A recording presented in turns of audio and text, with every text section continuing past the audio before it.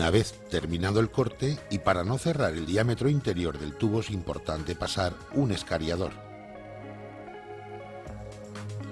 Cuando tengamos que ensanchar un tubo al aire, será conveniente fijarlo con una mordaza para después efectuar el ensanchado.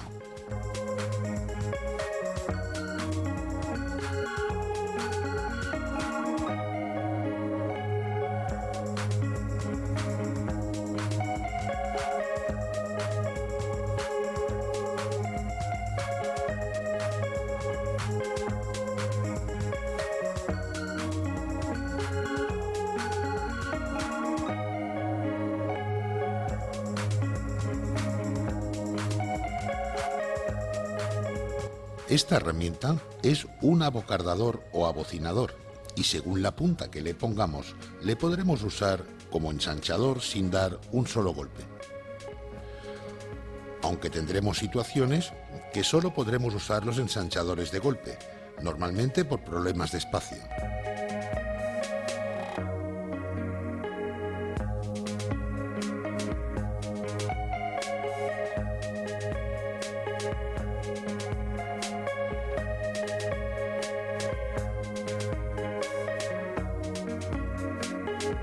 En caso de no quedar uniforme el ensanchado, lo recomendable es repetir la operación.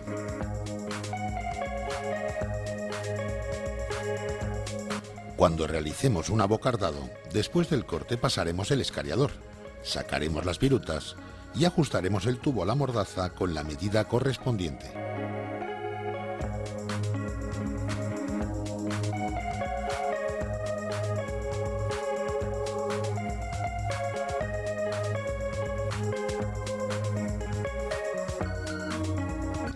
El tubo tendrá que salir de la herramienta para que se pueda efectuar la bocina.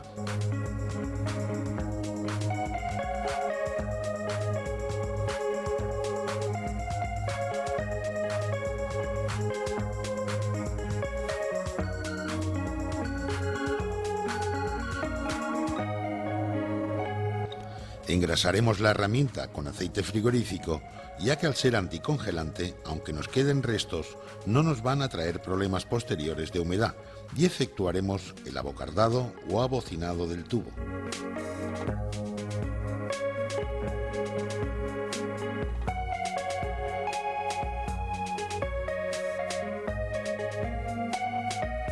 Igual que en el ensanchado, si vemos que no ha quedado uniforme, lo aconsejable es repetir la operación.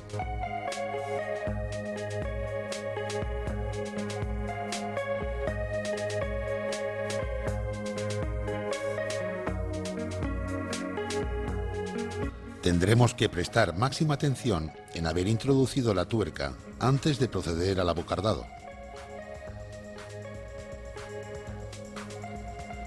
Con este sistema podremos instalar diferentes tipos de accesorios.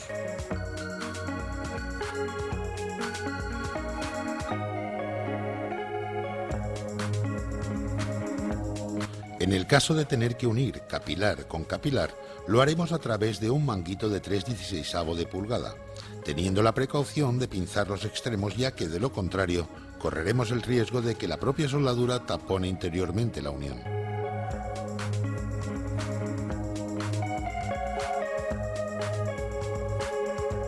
El conjunto de soldadura autógena consta de una botella de gas, una botella de oxígeno y un soplete con sus mangueras correspondientes.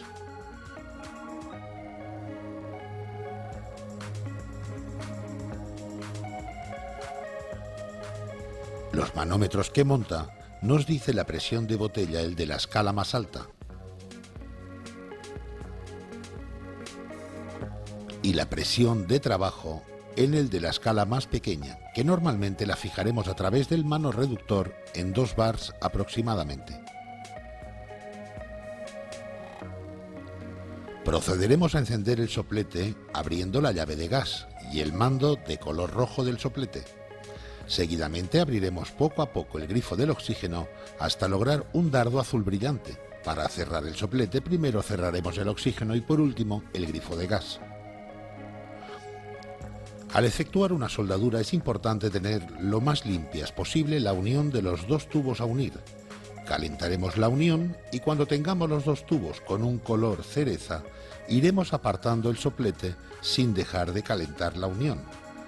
Aportaremos la varilla buscando el punto de fusión, acercándonos o apartándonos con el dardo. Lo importante es que no hierva por demasiada temperatura o que la varilla no se nos pegue al tubo por falta de calor. Por último, comprobaremos la soldadura a través de un espejo.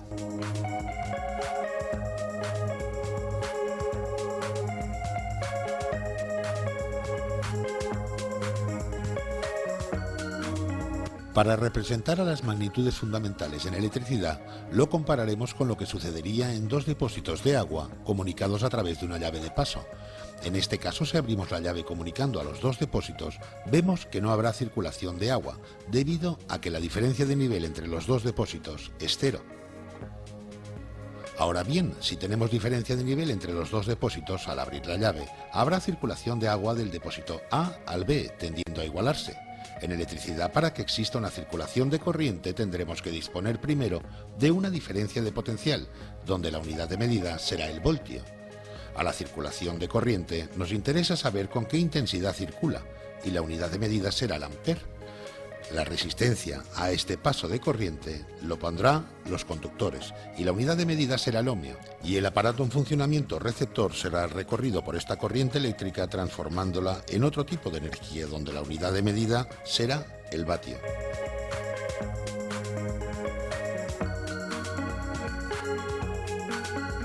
O sea, que todo circuito eléctrico constará de un generador, unos conductores y un receptor.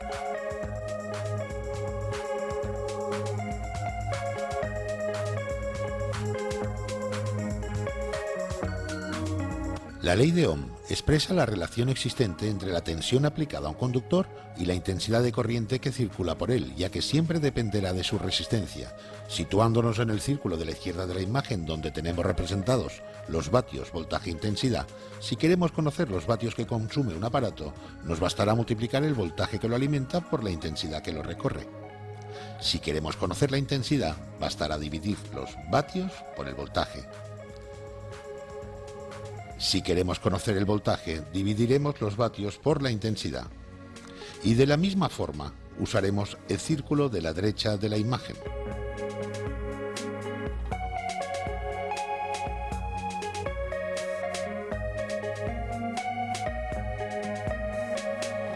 Todas las combinaciones posibles entre las dos fórmulas las tenemos relacionadas en esta lámina.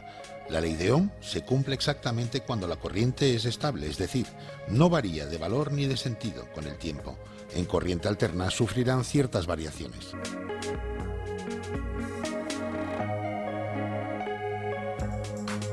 La diferenciación entre corriente continua y corriente alterna la veremos en estos gráficos. La corriente continua vemos que con relación al tiempo tiene un valor constante de tensión e intensidad. Sin embargo, la corriente alterna vemos que cambia de valor gradualmente e invierte su sentido de circulación en periodos regulares de tiempo. Cuando tengamos que hacer una medición en un circuito, es importante recordar las diferentes simbologías que nos podemos encontrar en los instrumentos de medida. A cada una de las partes de la senoide se le llama alternancia. Una alternancia positiva es la unión de todos los valores positivos no interrumpidos, igual que una alternancia negativa. Un ciclo abarca desde un valor positivo o negativo cualquiera hasta que dicho valor vuelve a repetirse. El tiempo que tarde en completarse un ciclo le llamamos periodo. Y al número de ciclos le llamaremos frecuencia y lo mediremos en hercios.